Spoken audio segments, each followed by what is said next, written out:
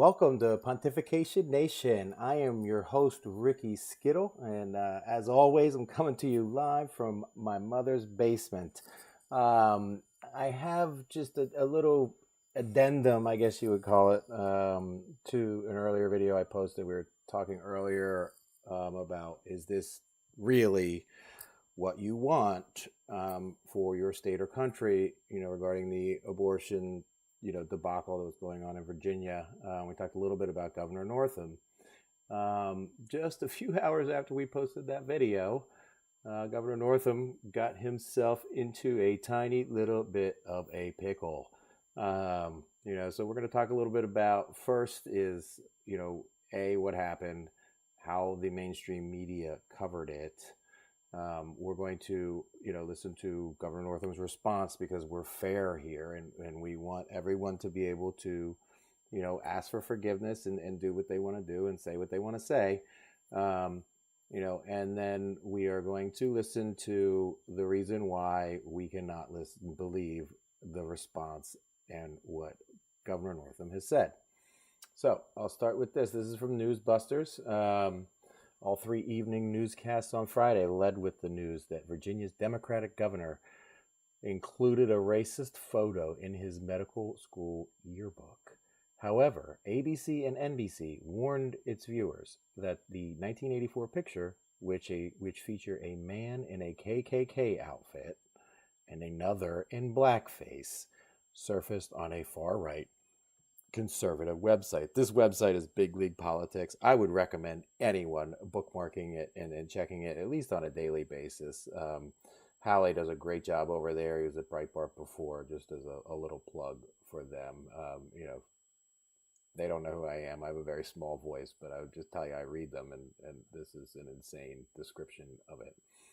Additionally, none of the networks noted that separately Northam used the racist nickname Coon Man.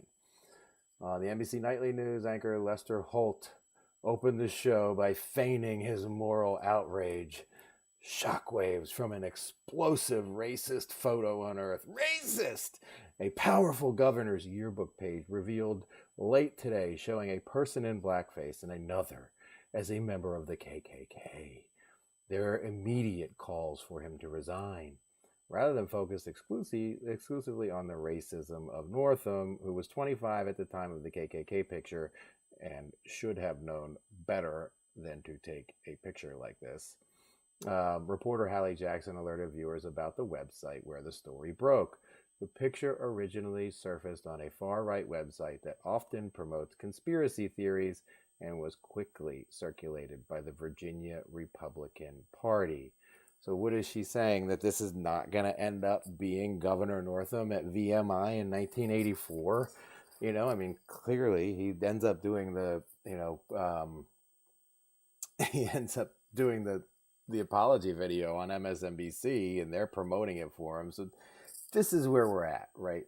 None of these people care about anything that they say to you, and they don't tell you the truth. And this happens every day on a regular basis. We need to wake up. Now, let's give Governor Northam a chance to respond.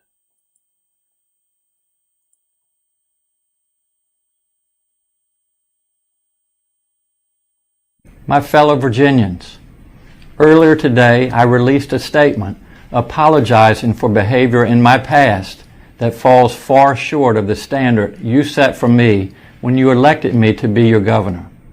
I believe you deserve to hear directly from me.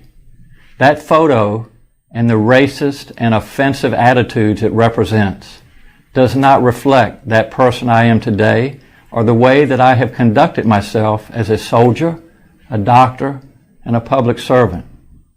I am deeply sorry. I cannot change the decisions I made, nor can I undo the harm my behavior caused then and today. But I accept responsibility for my past actions, and I am ready to do the hard work of regaining your trust. I have spent the past year as your governor fighting for a Virginia that works better for all people. I am committed to continuing that fight through the remainder of my term and living up to the expectations you set for me when you elected me to serve. Thank you. Governor Northam, we appreciate your response. Unfortunately, we can't take you at your word because we already know you like to say things in the same sentence that cannot be true. The only reason he's sorry is because the people of Virginia and this nation saw all of this. You know, he is not truly sorry. It's just like he's saying yesterday, you know, the baby can be made comfortable and then resuscitated if she wanted. I mean, those two things, they don't go together, you know. So this man is certainly not genuine, and this is why.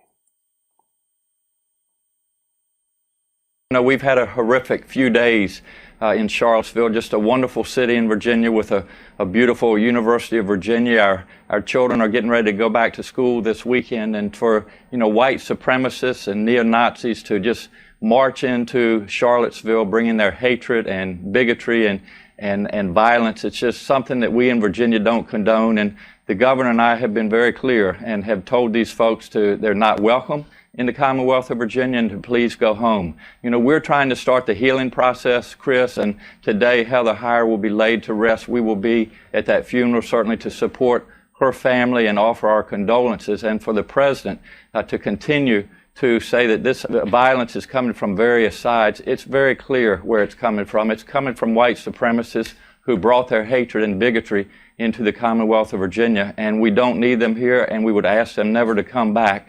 And we want to start the healing process. That starts, Chris, with leadership. That starts with our president, and he has disappointed all of us. Okay.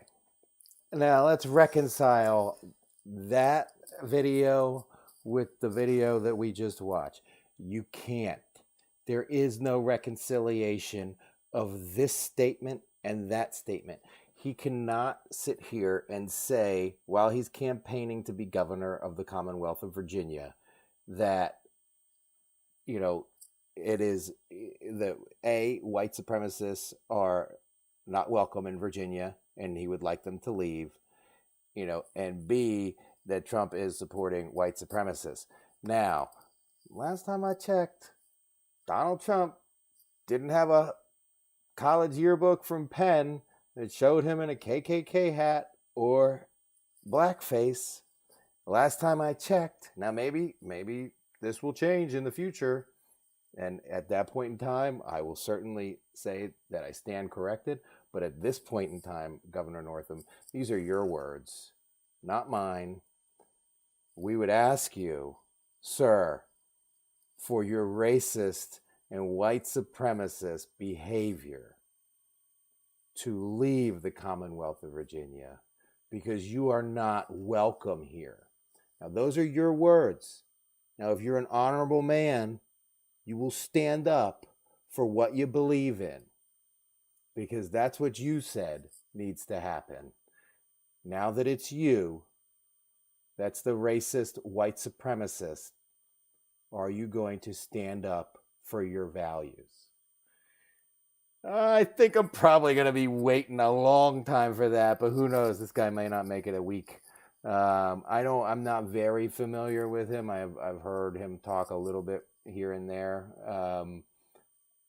I don't know if I would be, I'll just be honest, I don't know if I would be strong enough to be able to handle what he's about to have to handle. I'm actually thinking I might go down to the capital of Virginia and just stake it out and see what the media feeding frenzy is like on Monday. Maybe we'll do some live reporting from there. In any case, again, I want to thank you all for listening, and watching my show.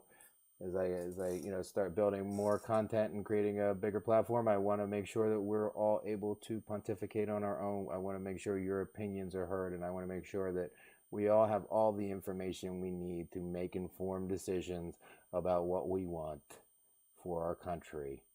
We want the truth. We want reality. We don't want what's been given to us over the last 100 years.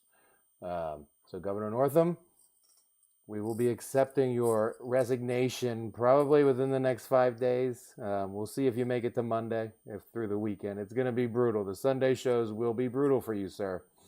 But I guess you probably deserve it. This is Ricky Skittle for Pontification Nation. Thanks for watching. Don't forget to hit the big red subscribe button and smash the bell for notifications so that you're notified whenever I put up new content.